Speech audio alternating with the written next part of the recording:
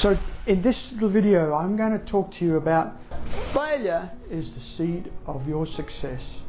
The most successful failure of all time. I'm going to talk to you a little bit about how one of the greatest CEOs of all time embraced failure, encouraged failure, and I'm going to leave you with some little lessons that will help you overcome all failure.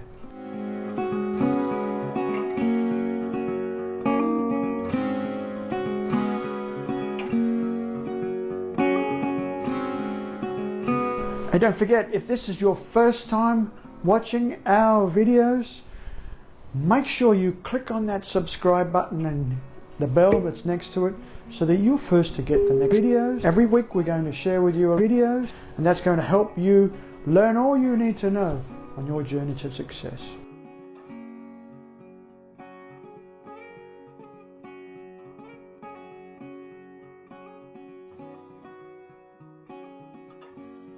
About 100 years ago in England, an Irish gentleman who had problems with drinking and chasing women and a little bit of a bad reputation, he decided that he had a burning desire to explore. His goal was to be the first to go to the South Pole. He wanted to be the first one to get there. And he geared up everything, he got people together, put some money together, got everybody all together. Everyone bought into his dream. He'd been on a mission before and they had not reached their goal. People had died.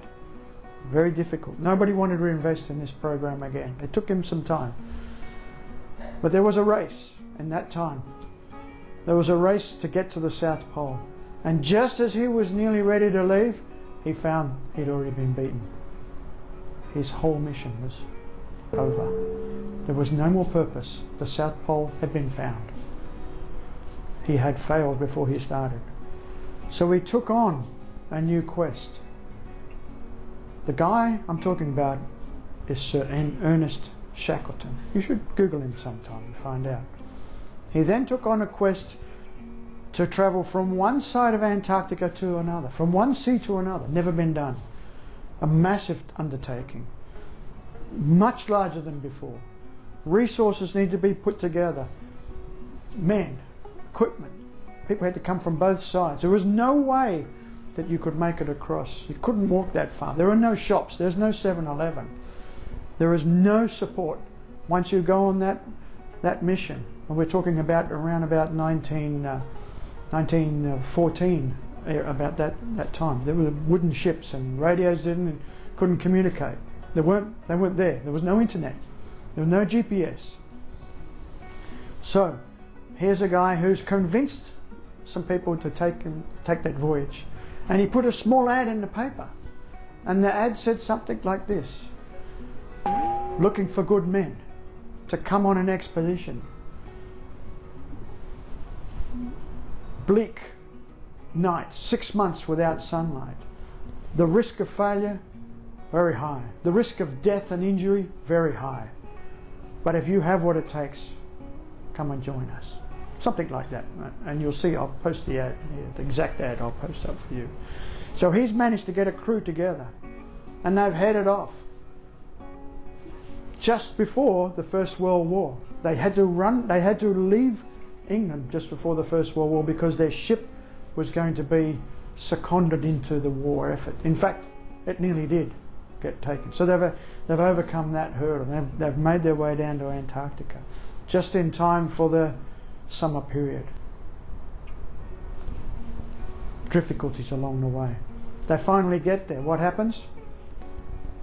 A freak storm. They're frozen in the ice. They didn't get to the first point of drop-off. They're stuck in the ice. They said, okay, no worries. We'll wait until the ice melts away and we'll get on our way. But it didn't melt away. In fact, it got worse. So they spent the whole winter locked in the ice. There's no help coming. No one even knows that they're lost. They're stuck in the ice. 6 months, 8 months, 12 months later, they're still in the ice. They thought, well, maybe it'll break up. It didn't. It got worse. The ship broke up. The wooden ship broke up in the ice. Now they've been lost at sea for a year and they were still struggling. They hadn't reached anywhere, and there was no help coming, and nobody knew they were lost. What do? What would you do? 12 months you're stuck in the ice. Well, there was not much that they couldn't go calling for help. Their help wasn't there. So they took the lifeboats off the boat, off the ship, and they dragged the lifeboats across the ice. It took them weeks to get there, to drag these lifeboats through because it was getting worse, right? Their ship was gone. If it melted, they would be stuck in the sea. There was no escape. No one was coming for them. So they dragged the lifeboat to Elephant Rock. Still nobody there. Nothing but seals and a few penguins. Nothing else. Nobody. What do they do now? Still no help coming. So what does he do? He gets into his boat with 3 other guys, and they take a lifeboat and they row and sail 700 nautical miles to the nearest land so they can get rescued. Through 100-foot seas and 2 hurricanes and icy blizzards all the way. He gets there, picks up. They were pretty surprised when they saw him come walking across the ice mountain, because they landed on the wrong side of an ice mountain, by the way. He had to climb over the ice mountain to get to a whaling station to get help. The rescue team come, picked up the rest of the crew and took them back to England. 2 years lost at sea without hope. Not one person dies. Not one person is seriously injured. Everybody arrives back home safe and sound. The rest of the world had already given him up for dead. He succeeded to become the most famous failure of all times. He didn't give up. He used every single failure along the way. No food, no radio, no fuel left, boat sunk, ice, snow, everything. He took the courage. He found something inside himself. When the crew went against him, he found out the people who were not really part of the team anymore, and he worked with them. He got their fears overcome. He built energy back into his team, and he got everybody back. Not one person is injured after 2 years lost at sea. That is taking your failure and turn it into success. He became a hero, a legend. He's still a hero now, still remembered now for that fantastic voyage. Google him, have a look.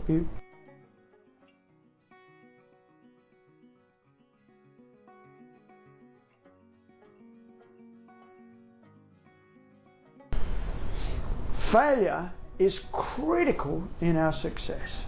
If you don't try to achieve something despite the risk of failure, if you don't go after it, you're not going to go anywhere in life. You need to chase things, expect that failure is going to happen, learn from your mistakes and failures, and move yourself to the next level. Without failure, without mistakes, you can't grow. You don't go anywhere. When an aircraft is designed, the pilot, the test pilot, flies the aircraft to a point where it cannot go any faster or any higher.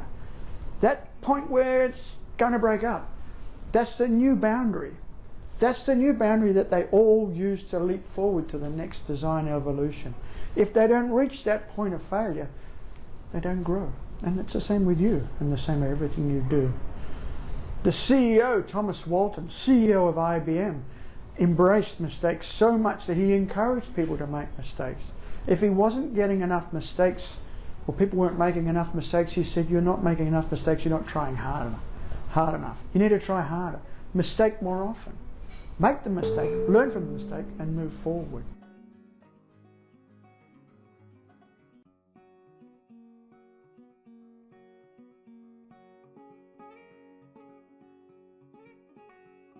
And here's a little recommendation. I promised that I would help you find a way to demonstrate that your mistakes are moving you forward in everything in your life. When you write your CV or your resume, think about the mistakes that occurred.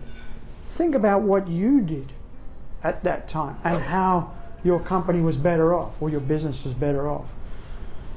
Learn from every mistake. I always put down, I say, oh, well, this was the challenge. This is what I had to do. This is the result. This is the outcome. So whenever I have a big problem, I think about, okay, this is the challenge. This is the truth about the challenge. This is what I want as an outcome. This is what I'm going to do about it. So I write a personal CV every time I hit a brick wall that I can't get through. Hit the mistake, hit the challenge, hit the failure. What's the learning in this? Okay, let me figure that out. It's there for my growth. The more failure, the more mistakes you achieve or you hit and you work through, the better you will become. Your biggest success is right behind your worst failure. Just behind it. Most of the people who have achieved astronomical success have done so just after their biggest failure. When they're right at the bottom and they get to the point, I can't go on. That's when they dig in. They make a little list of what is it that's gone wrong? Where's my learning? How can I fix it? What can I do? And everything, the emotion is going, the head's spinning, and people are, the gulls are squawking in their ears. Told you. Can't. They put all that aside and say, where's my learning? Where am I going? And that's when their biggest success comes like that. So I wanted to make sure that you understand that. Don't be scared to fail. Don't be scared to make mistakes. Go after them. Learn from them and keep making mistakes until you get where you want to go. Bye for now, and I'll see you at the top. And don't forget that failure is the seed of your success.